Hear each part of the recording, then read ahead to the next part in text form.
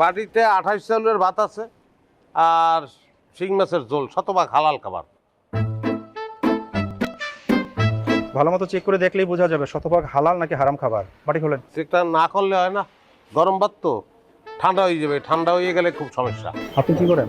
আমি বর্তমানে কিছু করি না, আমার বউ একটা চাকরি করে, আমি বউর চাকরি করি, ওই বউর খাবার লই যেতে আছে। এর আচরণ কথাবার্তা তো সন্দেহজনক। এই আপনি বাটি খোলেন। এই আর বাটি চেক করো ভালো করে, আর তাকে ভালো করে সার্চ করো। বাড়িটা খোলা আমার মনে হয় যে এটা ঠিক হইতে আছে না, বা তো কি অবৈধ হয়ে গেল দেশে, আমি বুঝলাম না কি।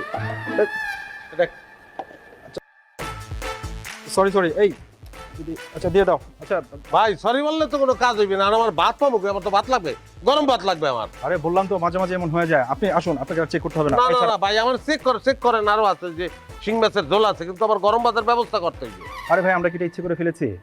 আপনি একটু ম্যানেজ করে নেন, আমরা এখন কাজ আছে। ভাই আপনারা কাজের মানুষ, আমি কাজ খুব পছন্দ করি, সব ঠিক আছে, কিন্তু আমার বউরে তো চেনেন না, তার কিন্তু অনেক রাগ। এই গরম ভাত আমার লইয়ে যেতে হইবে, গরম ভাতের ব্যবস্থা আপনারা করিয়ে দেবেন, কিভাবে করবেন আমি জানি না। একটু হেভি প্রেশার ফেলে দিচ্ছে।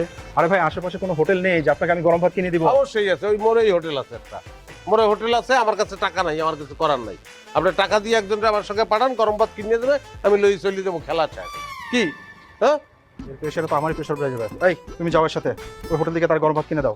আসেন। এই যাও তো, তুমি তার সাথে যাও, তাকে গরম চালে ভাত কিনে দাও। আর সেই হোটেলে আবার 28 চাউলের ভাত পাই কি না পাই, না পাইলে আর এক হোটেলে যাবো আমরা, সমস্যা কি? অদ্ভুত লোক রে বাবা।